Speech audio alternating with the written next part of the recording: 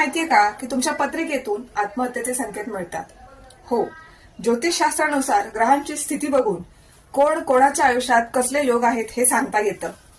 तर याच्यावरती पुढचा व्हिडिओ पूर्ण बघा आणि मग तुम्हाला सगळं कळेल काय असतं ते. सगळ्यात महत्वाचं म्हणजे तुमच्या पत्रिकेतील चंद्र, जो तुमच्या मनाची स्थिती सांगतो.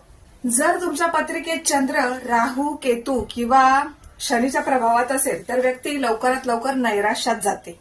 दुसरं म्हणजे इच्छाशक्ती म्हणजेच लग्नेश. तुमच्या पत्रिकेतील लग्नेश म्हणजेच तुमच्या पहिल्या घराचा स्वामी जर कमकुवत असेल तर तुमची संकटांशी लढण्याची जी काही इच्छाशक्ती असते ती कमकुवत होते.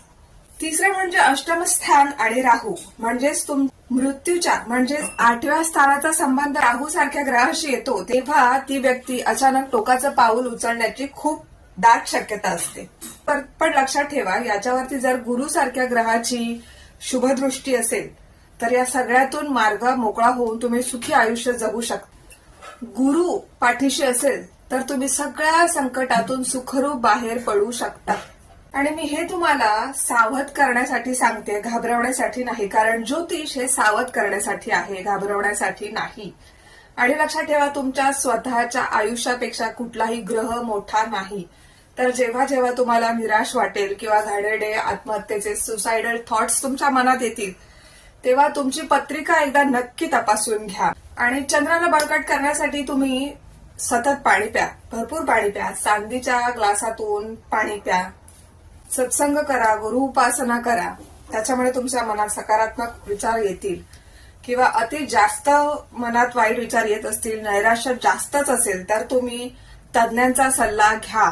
हा माझा खूप कळकळीचा तुम्हाला संदेश आहे की आयुष्य जगणं खूप कठीण असतं आणि संपवणं त्याहून कठीण असतं.